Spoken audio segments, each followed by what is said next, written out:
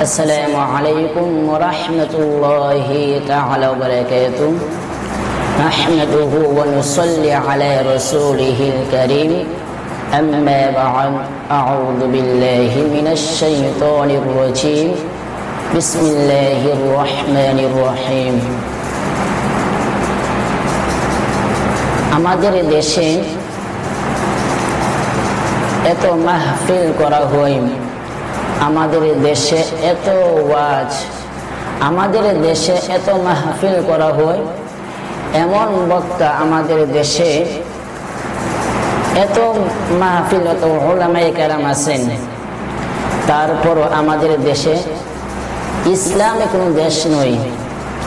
আমরা মনে করি আমাদের দেশ ইসলামের দেশ না।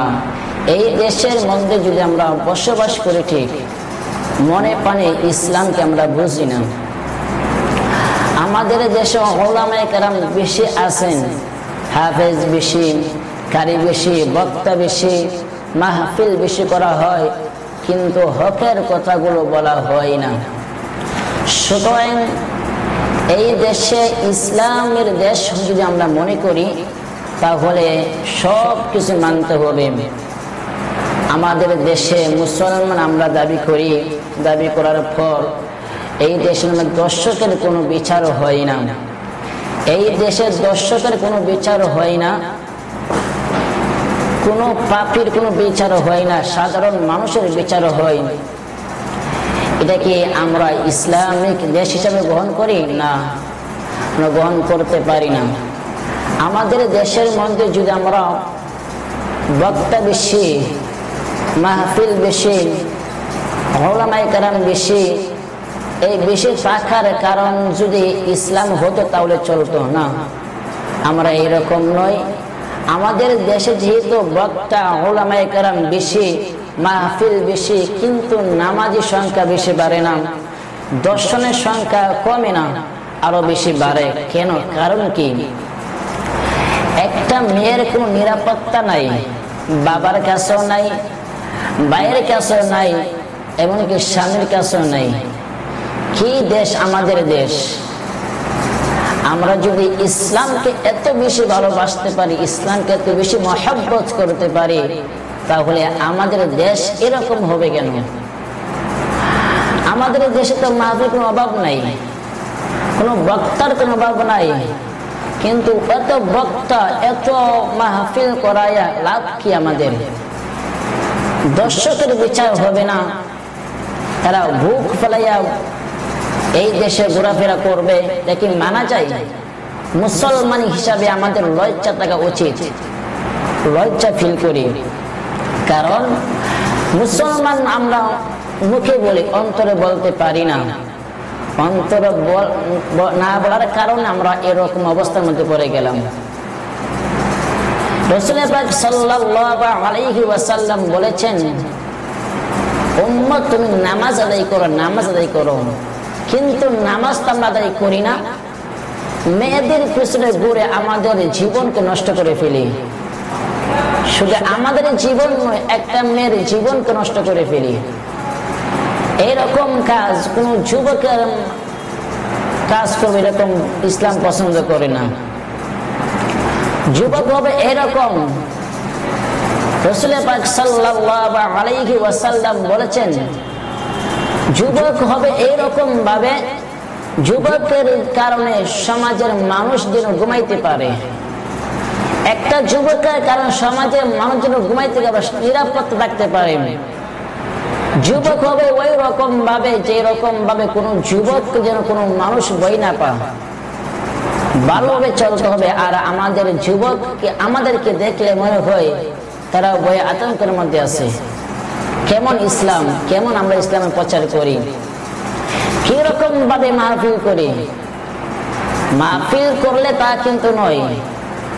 আমাদের সমাজের দেশে কোন মেয়েটা নিরাপদ আছে বলেন? আমাদের দেশে জিনার সংখ্যা আরো বেশি বাড়ে। এই জিনার সংখ্যা যদি কমাতে চান, তাহলে অবশ্যই ইসলামের পথে আসতে হবে। ইসলাম ছাড়া আমাদের বিকল্প আর কিছুই নাই। আজকে আমরা দেখতে পাই ভাইয়ের কাছে একটা মেয়ে দর্শন হয়ে যায়, বাবার কাছে একটা মেয়ে দর্শন হয়ে যায়, মানে কি রকম অবস্থার মধ্যে আমরা পড়ে গেলাম। একটা বাবা যাই, আবার এই দেশে বসবাস করে আমরা ওই দেশে থাকা মুসলমান অনেক বেশি, আলেম বেশি, এরপরও এই দেশের মধ্যে দর্শকের কোনো বিচারও হয় না। না হওয়ার কারণটা কি? আর একটা যদি হতো তাহলে ইসলাম যেরকম ভাবে বলছে ওই রকম ভাবে যদি একটা হতো তাহলে অবশ্যই আর এই দর্শক আরো হতো না, কোন মেয়ে একটু জিনে লিপ্ত হতো না। একটা ছেলে যদি ভালো হয়ে যায় তাহলে একটা মেয়ে নষ্ট হয় না, আর ছেলে যদি খারাপ থাকে মেয়ে তো নষ্টই হবে। রাসূল পাক সাল্লাল্লাহু আলাইহি ওয়াসাল্লাম বলেছেন, আমরা কি এরকম ভাবে পড়ে গেলাম যে এরকম ভাবে আগে ছিল, যেই মেয়ের কোনো সম্মান ছিল না, মেয়েদের কোনো সম্মান দিত না, এরকম ভাবে আমরা কি পড়ে গিয়েছি? আগের যুগে যেরকম ভাবে মানুষ বসবাস করতো ওই রকম ভাবে আমরা পড়ে গেছি? একবার চিন্তা করে দেখেন মুসলমান হিসাবে আমি এইরকম যুবক হব যে রকম যুবক হলে ইসলামের লাভ হয়, এরকম যুবক হতে হবে যে রকম যুবক হলে আমার দ্বারা অনেক মানুষ নিরাপত্তা পায়, এরকম যুবক হতে হবে। যুবক যদি হয় আমার দ্বারা মানুষ নষ্ট হয়ে যায়, এরকম যুবক ইসলাম পছন্দ করে না। হায়রে মুসলমান, একবার চিন্তা করে দেখেন সরকার কি করবে? আমাদের নিজের বিবেকের আদালত, অনেক মানুষ বলে নিজের বিবেক আদালত, নিজের বিবেক যদি কাজ না করে তাহলে সরকার কি করবে? দর্শনের বিচার যদি না হয় তাহলে আমাদের দেশ নষ্ট হয়ে যাবে। আমরা চাই মুসলমান হিসাবে আমাদের দেশকে বাঁচানো। আমাদের দেশকে যদি আমরা না বাঁচাতে পারি তাহলে দেশটা এমনি নষ্ট হয়ে গেছে, সামনে যেন আর নষ্ট না হয় এরকম ভাবে আমরা প্রতিবাদ করতে হবে। সরকার যদি কোনো বিচার না করে সমাজের মানুষ, আমাদের দেশের মানুষ বিচার করতে হবে। দর্শনের বিচার অবশ্যই দেশে হবে, যদি একটা হয়ে যায় দর্শনের বিচার ইনশাআল্লাহ আর এই দেশে আর কোনো দর্শন হবে না আশা করি। আর যদি দর্শনের বিচার না হয়, প্রতিদিন দর্শনের বিচার হবে। আমার বোন আসিয়ার কি দোষ ছিল? 8 বছরের শিশু, কি বুঝে হে একে দর্শন করা হলো, এর বিচার পর্যন্ত এখনো পাওয়া যায় না, বিচার হয় নাই। শুধু এই মেয়ে না, আরো অনেক মেয়ে দর্শন হয়েছে এই রমজান মাসে।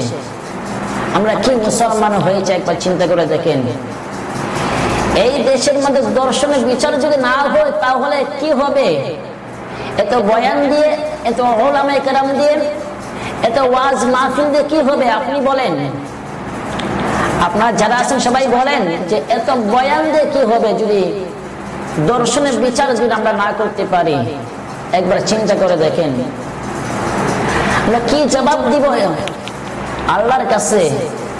আমাদের অবস্থা কেমন? আল্লাহ তাআলা বলেছেন, ওয়ামা খালাকাতুল জিন্না ওয়াল ইনসা ইল্লা লিয়াবুদুন। হে বান্দা, তোমাকে পাঠাইছি আমার গোলামের জন্য, আল্লাহর গোলামের জন্য আমরা পৃথিবীর জমিনে আসলাম তা কিন্তু নয়। দর্শনের বিচার যদি আমরা না করতে পারি তাহলে আমাদের বিচার অবশ্য আল্লাহ করবেন। মুসলমান হাত জোর করে বলি, আর আগে দিকে যাওয়া হবে না। মুসলমান যুবকের কাছে অনুরোধ, কোন মুসলমান যুবক ইফতিজিন করবেন না, দর্শন করবেন না। সবার কাছে অনুরোধ এটা থাকবে, কিন্তু যুবক মুসলমান যুবক যদি আপনি দর্শন করেন, কেমন মুসলমান আপনি একবার চিন্তা করে দেখেন। একটা হিন্দু মেয়ের কাছে, হিন্দু মেয়ে আপনার কাছে নিরাপত্তা থাকা দরকার ছিল, কিন্তু মুসলমান মেয়ে হয়ে আপনার কাছে নিরাপত্তা নাই। কেমন মুসলমান একবার চিন্তা করে দেখেন আপনি। রাসূল পাক সাল্লাল্লাহু আলাইহি ওয়াসাল্লাম দুয়ার কারণে আমরা এতটুকু আছি, না হলে আল্লাহ আমরা যেই পাপ করি আল্লাহ আমাদের উপরে গজব দিতেন। রাসূল বলেছেন, আল্লাহ আমার উম্মত যত গুনাহ করুক না কেন আপনি এত গজব দিয়েন না। রাসূল দোয়া করেছেন, আমরা এখন পর্যন্ত বেঁচে আছি। আমরা যেই পাপগুলো করি এই পাপের কোনো মাপ পাওয়ার কোনো অধিকার আমাদের নাই। মুসলমান দুই হাত জোর করে বলি, হাতে ধরে বলি, পায়ে ধরে বলি, কিন্তু এরকম কাজ মুসলমান হিসেবে করবেন না। আর শুধু এই দেশের মধ্যে এত মাহফিল করে যে হকের কথাগুলো বলা না যায়, তাহলে মাহফিল করে লাভ কি আপনি বলেন? অনেকে প্রশ্ন করেছেন, কোরআন হাদিসের বাইরে যদি আমি কথাগুলো বলি তাহলে আমাকে প্রশ্ন করবেন যে আমি কেন কোরআন হাদিসের বাইরে কথাগুলো বললাম। আর যদি মনে করেন কেউ যদি ভুল বলে ভুলকে অস্বীকার করে না, আবার কেউ যদি দড়াইয়া দেয় যে আপনি ভুল করেছেন, ভুলকে স্বীকার করতে চাই না, কেউ যদি বলে যে আল্লাহর 99 নামের মধ্যে একটি নাম রঙ্গিলা, কোন মুসলমান মানুষ বলতে পারে না, এরকম কথা বলা যায় না। আর কেউ যদি বলে মুসলমান হিসাবে যদি কেউ বলে নবী মুসলমান না, এই কথা মানা যায় না। মানে এই কথা প্রতিবাদ করলে আমরা এখন কি ভালো না, খারাপ হয়ে গেছি? মুসলমান এখনো সময় আছে, সময় যায় নাই। চিন্তা করে দেখেন আমরা কোন পথে চলি, ইসলামের পথে চলতেছি নাকি ইসলামের বাইরে চলতেছি? যদি ইসলামের পথে চলি তাহলে সব কিছু আমাদের মানতে হবে। ইন্নাল্লাহা আশতারা মিনাল মুমিনিনা আনফুসাহুম ওয়া আমওয়ালাহুম বিআন্না লাহুমুল জান্নাহ। আমাদের নবী দেশ চালাইছেন, নবীর সাহাবী দেশ চালাইছেন। এই দেশ চালানোর উপরে মুসলমানের হাত রাখতে হবে। কিন্তু আমরা মুসলমান হিসাবে যদি দাবি করি একটা যুবক যদি নষ্ট হয়ে যায় তাহলে ওই যুবককে বাঁচানোর দায়িত্ব আমাদের। আমরা দেখতে হবে মুসলমান কোন মুসলমান নামাজ পড়ে না, কোন যুবক নামাজ পড়ে না, এটা দেখতে হবে। কিন্তু তা আমরা দেখি না, আমরা দেখি কোনটা কে কি কাজ করেছে, কোনটা খারাপ কাজ করেছে। একটা খারাপ কাজ করলে আমাদের দেশের অবস্থা এমন, একটা খারাপ কাজ করলে সারা জীবনের ভালো কাজ বাতিল হয়ে যায়। একটা সামান্য খারাপ কাজ করলে কি ভাই কি হয়েছে? মানুষ তো ভুল হতেই পারে, এমন কোন মানুষ নাই বুকে হাত বলে বলতে পারবে যে আমার কোনো ভুল নাই, বুকে হাত রেখে বলতে পারবে যে আমার কোনো ভুল নাই, এরকম কোন মানুষ নাই। মানুষ বলতেই ভুল। এই জন্য মুসলমান আমরা কোন পথে চলে একবার চিন্তা করে দেখেন। আল্লাহ যে আমাকে পাঠাইছেন দুনিয়ার মধ্যে, ইচ্ছে করে তা আসি নাই, আবার ইচ্ছে করে থাকতে পারবো না। আমাকে একদিন আর একদিন যেতেই হবে। আমাদের যখন হায়াত ফুরিয়ে যাবে তখন আমরা অবশ্যই চলে যাব। মুসলমান হিসাবে আমরা এরকম কাজ করতে পারবো না যে এরকম কাজ ইসলাম পছন্দ করে না। আমাদের সরকার যদি ইসলামের উপর যদি না থাকে, ওই সরকারকে আমরা বোঝাতে হবে যে ইসলামের উপর থাকতে হবে। যদি ইসলাম মানে তাহলে সরকার হিসাবে গ্রহণযোগ্য হবে, কারণ এই দেশটা ইসলামিক দেশ। এই দেশের মধ্যে মুসলমান অনেক বেশি। মুসলমান যদি থাকে তাহলে এই দেশ হবে ইসলামিক দেশ। আর ইসলামের দেশ হলে কোন হিন্দু খ্রিস্টান বুদ্ধ তারা কোনো নিরাপত্তা পাবে না, এরকম কথা নয়। ইসলামের দেশ হলে তারাও নিরাপত্তা পাবে, কারণ ইসলাম কারো উপর জুলুম করে না। মুসলমান হিসেবে আমরা যেই রকম ভাবে জুলুম করি ইসলামের উপরে, ইসলাম আমাদের উপরে জুলুম করে না। আল্লাহ পাক রব্বুল আলামিন আমাদের উপরে কোনোদিন জুলুম করেন নাই। আল্লাহ নিজেই বলেছেন, ফাবি আইয়ি আলাই রাব্বিকুমা তুকাযযিবান। হে বান্দা বলো আমার কোন নিয়ামতকে অস্বীকার করবে। আমার কোন নিয়ামতকে অস্বীকার করার মতন কোন সুযোগ কি তোমার কাছে আছে? আমাদের কাছে নাই। এত বড় নিয়ামত দান করেছেন আল্লাহ পাক রব্বুল আলামিন, তারপরও আল্লাহর এত নাফরমানি করি, করার পরও আমাদেরকে আল্লাহ আযাব দেন নাই। আমরা কোন পথে চলে? আল্লাহ পাক রব্বুল আলামিন বলেছেন একদিন না আরেকদিন তুমি আমার কাছে ফিরে আসবে। ইসলামিক রাষ্ট্র হিসাবে আমরা যেরকম কাজ করা দরকার এরকম কাজ আমরা করি না। আমাদের দেশে অনেক ইসলামিক দল আছে, রাজনীতি করার কারণে ইসলামকে ব্যবহার করে। আমি বলি না, রাজনীতি করবেন আপনি ইসলামের জন্য, ইসলামের জন্য আপনি করবেন না রাজনীতিক। কিন্তু রাজনীতিক কারণে ইসলামকে ব্যবহার করবেন এরকম কথা আপনার কাছে বলা হয় না। এরকম কাজ আপনি করবেন না, কারণ আপনি একদিন মৃত্যুবরণ করতে হবে, মৃত্যুর স্বাদ গ্রহণ করতে হবে, তখন আপনি কি উপায় হবে? রাজনীতি করেছেন ওমর রাদিয়াল্লাহু তাআলা আনহু, রাজনীতি করেছেন ফেরাউন। তো ওমর আর ফেরাউনের পার্থক্য কি? ওমর জীবনে কোনোদিন অন্যায় কাজ করেন নাই, আর ফেরাউন অন্যায় কাজ করেছেন। ইসলাম কি বোঝায়? আমাদের জীবনে কোনোদিন অন্যায় কাজ করা যাবে না। ওমর যদি একটি ভুল করে, এই ভুলের অনেক দিন কান্না করেছেন। আমরা অনেক ভুল করি, কান্না কয়দিন করছি? সরকার হওয়া তো সহজ নয়, আবার সরকার হলে এত সহজ মনে করবেন না। সবার দায়িত্ব আপনাকে নিতে হবে। কোন পথে চলে এরকম নয়। যদি সরকার আমরা চাই, দোয়া করি আমাদের দেশে এমন সরকার হবে, এমন সরকার হোক যে সরকার ওমরের মতন হতে হবে। ওমর যেই রকম ভাবে দেশ চালাইছেন ওই রকম ভাবে আমরা সরকার চাই, ইনশাআল্লাহ আশা করি ভবিষ্যতে হবে। কিন্তু এই সময়টা আমরা মুসলমান যুবক কি করব? আমাদের দায়িত্ব যে আমাদের উপর আছে যে সরকার সব দায়িত্ব পালন করবে তা কিন্তু নয়। আমাদের দেশে, আমাদের সমাজে, আমাদের গ্রামের মধ্যে এইরকম কাজ করা হয়, ইফতিজিং করা হয়। মুসলমান যুবক কোনোদিন ইফতিজিং করতে পারে না, মুসলমান যুবক কোনোদিন দর্শন করতে পারে না, মুসলমান যুবক কোনোদিন কোনো মেয়েকে নষ্ট করতে পারে না। আমাদের দেশে যদি আমরা মুসলমান যুবক ঐক্যবদ্ধ হয়ে যাই, এক হয়ে যায়, তাহলে ইনশাআল্লাহ এই দেশে ইসলামিক দেশ হবে। এই দেশ হবে ইসলামের দেশ, এই দেশ হবে আমাদের দেশ, এই দেশ হবে উলামায়ে কেরামদের দেশ। যদি আমরা ওই রকম ভাবে কাজ না করতে পারি, তাহলে আমাদের দেশে ইসলামের দেশ হবে না।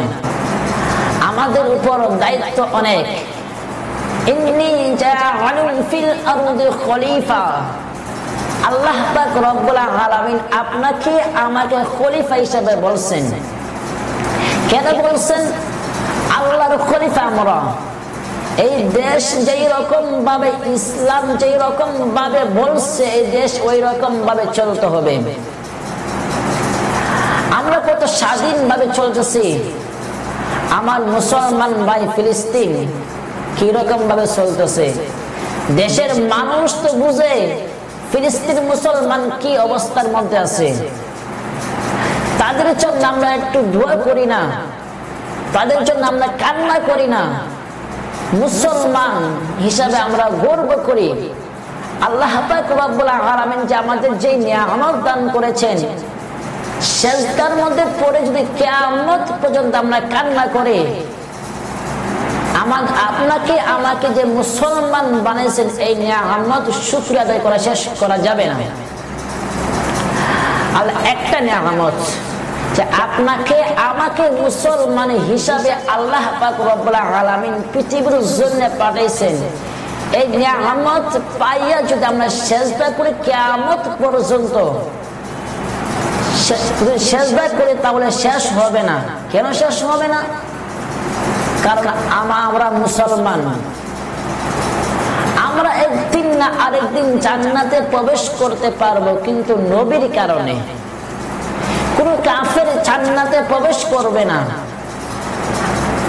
রাসূল পাক সাল্লাল্লাহু আলাইহি ওয়াসাল্লাম বলেন, আদ-দুনিয়া সিজনুল মুমিন ওয়া জান্নাতুল কাফির। দুনিয়া হবে মুসলমানের জন্য একটা জেলখানা, দুজখখানা। দুনিয়া হবে মুসলমানের জন্য একটা দুজখখানা, আর যারা কাফের তাদের জন্য হবে জান্নাত। আমরা মুসলমান দাবি করি, দুনিয়াতে আমরা সুখ করার জন্য অনেক কিছু করি, হারাম কাজ আমরা বাছাই করি না। আহাল্লাল্লাহুল বাইআ ওয়া হারামার রিবা।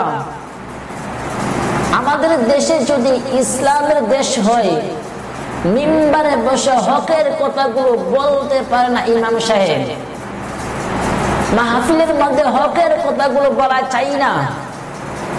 আমরা মনে করি যে এই দেশে ইসলামিক দেশ হবে, এত মাহফিল করে লাভ কি হবে যে হকের কথা যদি না বলা যায়। মুসলমান একবারে চিন্তা করেন, একজন মুসলমান যদি বলে যে যেই রকম ভাবে সমাজ চলছে এরকম ভাবে চলতে হবে, সমাজ যদি ইসলামের বিরুদ্ধে চলে সমাজকে আমরা ঘৃণা করি, আর ওই সমাজ যদি ইসলামের পক্ষে চলে তাহলে ওই সমাজকে আমরা ভালোবাসতে রাজি আছি। কারণটা কি? সমাজ যেরকম ভাবে চলে এরকম ভাবে চলা যাবে না, ইসলাম যেরকম ভাবে বলছে ওই রকম ভাবে চলতে হবে। মুসলমান যুবক আপনি পারেন, দুই হাত রেখে বলে চাই আপনার পিঠে পাও বাড়াইয়া দেন, পায়ের উপরে আপনি পারেন মুসলমান যুবক হয়ে 5 ওয়াক্ত নামাজ আপনি ঠিক মতো আদায় করতে পারেন। আপনার কাছে একটা মুসলমান নিরাপদ থাকতে পারবে, আপনি চেষ্টা করলে পারেন, তা আপনি যদি দর্শন করেন তাহলে চলবে না। মুসলমান যুবক আপনার কাছে অনুরোধ, আপনার কাছে আর কোন মেয়ে দর্শন যেন না হয় এরকম ব্যবস্থা আপনি নিজে করবেন। ইন্নাস সালাতা তানহা আনিল ফাহশাই ওয়াল মুনকার। নামাজ পড়েন, আপনার খারাপ কাজ থেকে বিরত রাখবে এই নামাজ। আপনি যদি নামাজ না পড়ে মেয়েদের পিছনে ঘুরেন তাহলে বলেন আপনি কি চিন্তা করেছেন? মানুষ কতটুকু নিচে নামছে। উলাইকা কাল আনআম বাল হুম আদল উলাইকা হুমুল গাফিলুন। আল্লাহ বলেছেন মানুষের চাইতে জঘন্য আর কিছু হতে পারে না। আবার আল্লাহ বলেছেন লাকাদ খলাকনাল ইনসানা ফি আহসানি তাকওয়িম। মানুষের মতো ভালো আর কিছু হতে পারে না। কিন্তু কেমন মানুষ আমরা, যে মানুষ আল্লাহ বলেছেন কোন মানুষ, ওয়াল আসর ইন্নাল ইনসানা লাফি খুসর। মানুষ অবশ্যই ক্ষতির মধ্যে পড়ে গেছে, খারাপ কাজের মধ্যে মানুষ গিয়েছে, তারা গিয়েছে ইল্লাল্লাযীনা আমানু, হে ঈমানদারগণ তারা চাই নাই, ওয়া আমিলুস সলিহাত, যারা নেক কাজ করেছেন, ওয়া তাওয়াসাউ বিল হক, সর্বদাই হকের কথাগুলো বলছে, সত্য কথাগুলো বলছে, ওয়া তাওয়াসাউ বিস সবর, যারা সবর করেছেন সব সময় তারা কোনদিন পথভ্রষ্ট হতে পারে না। কিন্তু ওই মানুষ জাহান্নামী যেই মানুষ আল্লাহকে মানে নাই। উলাইকা কাল আনআম বাল হুম আদল, ওই মানুষকে বলছে যে মানুষ কুকুরের চাইতে জঘন্য, যারা জাহান্নামী। মুসলমান হিসাবে কোন মানুষ জাহান্নামী হতে পারে না, কারণ আমাদের বাবা আদম আলাইহিস সালাতু ওয়াস সালাম জান্নাতি, ওনার সন্তান হিসেবে আমরা জান্নাতি। কিন্তু আমাদের কাজ যদি আমরা না করি, নিজের কারণে আমরা জাহান্নামে, আল্লাহর কোনো দোষ নাই, দোষ আমাদের। আল্লাহ বলছেন তোমরা কাজ করো। আপনি যদি টাকা ইনকাম করেন, কাজ যদি না করতে চান টাকা ইনকাম করতে পারবেন না। আগে কাজ করবেন, তারপর তার টাকা ইনকাম করবেন। আপনি জান্নাতে যাইতে চান, আগে ইসলামের কাজ করেন, তারপর জান্নাতে যাইতে পারবেন। আপনি ঘরে বসে বসে বলবেন আমার এত কষ্ট কেন? মুসলমান কোনদিন কষ্টের ভিতরে থাকতে পারে না। আপনি কি কষ্টের মধ্যে আছেন? আপনার চাইতে অনেক কষ্টের মধ্যে আছেন। ফিলিস্তিন গিয়ে দেখেন কি অবস্থার মধ্যে আছে। তারা এক মুঠো খাবার খাইতে পারি না। তাদের জন্য মুসলমান হিসাবে দোয়া করি না। আল্লাহ রাসূল বলেছেন দোয়া করো, দোয়া করলে লাভ হবে। তাদের জন্য দোয়া করলে তাদের জন্য একটা উপায় একটা না একটা ব্যবস্থা অবশ্যই করবেন। ফিলিস্তিনের যে অবস্থার মধ্যে আছে, আমরা মুসলমান এত অবস্থার মধ্যে নাই। এরপর আমরা মুসলমান আল্লাহর গোলামি করতে চাই না। আমরা মৃত্যুকে এত ভয় করি বলা বাহিরে, কিন্তু নামাজের জন্য আমরা কষ্ট করি না। টাকার জন্য আমরা কষ্ট করি, ইসলাম জন্য কষ্ট করি না। মুসলমান হিসেবে আমরা এরকম কাজ করতে পারবো না। যেরকম ইসলাম বলছে ওরকম ভাবে আমরা কাজ করতে হবে। ইসলাম বলে না ওরকম কাজ আমরা করতে পারো না। এই জন্য মুসলমান মনে রাখবেন, আল্লাহ পাক রব্বুল আলামিন আপনাকে আমাকে যে রকম ভাবে বলছেন ওই রকম ভাবে আমরা চলতে হবে। মেয়েদের পিছনে ঘুরে আমাদের জীবনকে নষ্ট করব না। আল্লাহ পাক রব্বুল আলামিন যেন আপনাকে আমাকে সবাইকে ইসলামের পথে চলার তৌফিক আল্লাহ দান করেন। কিন্তু এই পিছন করা যাবে না, দর্শন করা যাবে না। কোন যুবক যদি বলে আমার দ্বারা কোনো মেয়ে দর্শন হবে না, এটা হলো সুপুরুষ। আমরা এই যুবক চাই যে যুবক বলতে পারবে যে আমার দ্বারা কোনো মেয়ে দর্শন হবে না। এটা হলো ইসলামের কথা। তাহলে আমি বলবো এই যুবক হলো ইসলামের পথে চলে আসছে। চলে অবশ্যই আসবে যদি এরকম কথা যদি কোনো যুবক বলে। আর যুবক যদি বলে না ইসলাম মানতে পারবো না, আমরা ইসলামকে বুঝি না, এরকম কথা কোনো মুসলমান এরকম কথা বলতে পারে না।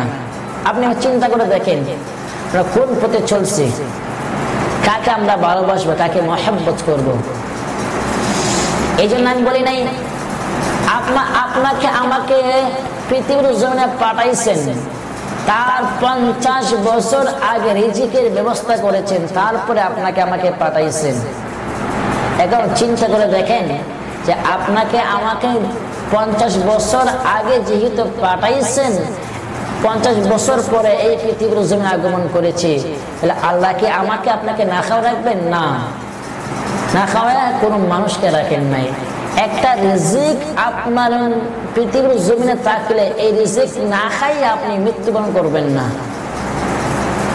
যতদিন পর্যন্ত আপনার রিজিকের ব্যবস্থা এই দুনিয়াতে আছে ততদিন পর্যন্ত আপনি মৃত্যুবরণ করবেন না। আর রিজিকের ব্যবস্থা যদি আপনার না থাকে তাহলে অবশ্যই মৃত্যুবরণ করবেন। কিন্তু একবার চিন্তা করে দেখেন, আপনি টাকার জন্য কত কিছু করতেছেন, টাকার জন্য আপনি অনেক কষ্ট করতেছেন, কিন্তু আপনার নিজের জন্য কি করেছেন? আমার প্রবাসী ভাইরা তাদের দেশের জন্য অনেক কষ্ট করেছেন, অনেক কষ্ট করেন, ফ্যামিলির জন্য, পরিবারের জন্য অনেক কষ্ট করেন আমার প্রবাসী ভাইয়েরা। কিন্তু আমরা মুসলমান হিসাবে নিজের জন্য কিছু করতে পারি না। আমার প্রবাসী ভাইয়েরাও নিজের জন্য কিছু করে না, যারা করে কম করে। এই জন্য ইসলাম যেরকম ভাবে বলছে আমার প্রবাসী ভাইয়ের জন্য এরকম ভাবে চলতে পারে ইনশাল্লাহ আমরা দোয়া করি আর দোয়া করবো ইনশাল্লাহ। কিন্তু এই দেশের মধ্যে এত বয়ান করা হয়ে এরপর হকের কথাগুলো বলা যায় না, সুদের বিরুদ্ধে কথাগুলো বলা যায় না, ঘুষের বিরুদ্ধে কথাগুলো বলা যায় না, ইসলামের পক্ষে কথাগুলো বলা যায় না। তা মাহফিল করে লাভ কি আপনি বলেন? যারা নামাজ পড়ে না, রোজা রাখে না, পর্দা মানে না, তাদেরকে আমরা পীর মরি, তাদেরকে আমরা পীর বলে স্বীকার করি। আবার তাদের বিরুদ্ধে কিছু বললে অনেক মানুষ বলে যে তাদের বিরুদ্ধে বলা যাবে না তারা আল্লাহর ওয়ালা। নামাজ নাই, রোজা নাই, হজ পর্দা নাই, তারা কেমন আল্লাহ ওয়ালা হয়েছে আমার বুঝে আসে না। আপনি যাচাই করবেন। অনেকে বলে যে আমি পীর মানি না। না, পীর অবশ্যই মানতে হবে। পীর মানে কি শায়েখ? পীর মানে আমাকে জান্নাতে নিয়ে যাবে, আমাকে কি রকম ভাবে পথ দেখাবে, যে রকম ভাবে ইসলাম বলছে ওরকম পথ দেখাবে, এটা হলো ইসলাম। পীর অবশ্যই মানতে হবে। পীর মানে মুরব্বী, পীর মানে উস্তাদ, তাদেরকে অবশ্যই মানতে হবে। কিন্তু আপনি পীর মানবেন, পীরের কাছে যাবেন, কিন্তু একটু যাচাই করে যান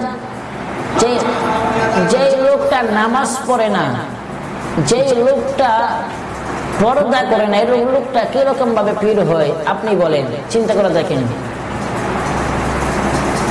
একবার চিন্তা করে দেখেন আপনি, যে লোকটা নামাজ পড়ে না, যে লোকটা পর্দা করে না, এই লোকটা কিরকম ভাবে আমাদের দেশে পীর হয় আপনি বলেন। আবার এরকম কথাগুলো বললে অনেকে বলে আমরা সুন্নি না ওয়াহাবি হয়ে গেছি। না, এরকম কথা বললে যদি ওয়াহাবি মনে করেন, এটা আপনার বলতে পারেন। তো ইসলাম কি বলে জানেন? ইসলাম কোনো ভাগাভাগি করেন না। ইসলাম ইসলাম, কিন্তু আমরা দলকে আমরা নিজেরা ভাগ করেছি। আল্লাহ পাক রব্বুল আলামিন যেন আমাদেরকে সবাইকে বুঝার তৌফিক দান করেন। কিন্তু এখন সমাজের মধ্যে, দেশের মধ্যে এরকম অবস্থা, টাকার জন্য আমরা নিজেদেরকে বিক্রি করে ফেলি। কিছু বলা চাই না, বলা চাই না কেন? এই যে আমাদের দেশের মধ্যে অনেক যুবক আছেন, যে যুবকের কথাগুলো বলতে বাধ্য হচ্ছি। তারা বলে যে ক্যামেরার সামনে তাদেরকে স্ত্রীকে সামনে আনে কিছু টাকা ইনকাম করার জন্য, স্ত্রীকে সামনে আনে, বলতেছে যে আমার স্ত্রী। এরকম কথাগুলো বলা মুসলমানদের মুখে মানায় না। আপনি যুবক হবেন, বিয়ে করেছেন, আপনার বউকে পর্দার ভিতরে রাখবেন, ক্যামেরার সামনে আনা কোনো দরকার হয় না। আবার তাদের বিরুদ্ধে কথাগুলো বললে সমস্যা হয়। কি সমস্যা? তারা টাকা ইনকাম করবে, করে না, কোনো সমস্যা আছে? করে, আমাদের কোনো সমস্যা নাই। কিন্তু এটা ইসলাম পছন্দ করে না। ইসলাম যেহেতু পছন্দ করে না, কোন যুবক এরকম কাজ করতে পারে না। আপনার বউকে ক্যামেরার সামনে আনবেন, এটা কি ভালো কাজ? অবশ্যই ভালো কাজ না। সামান্য কিছু টাকার জন্য আপনি কি চিন্তা করছেন এই বউটা আপনাকে জাহান্নামে নিয়ে যাবে? আপনার বউ তো জাহান্নামে চলে গিয়েছে মৃত্যুর আগে, মরণের আগে জাহান্নামে চলে গিয়েছে।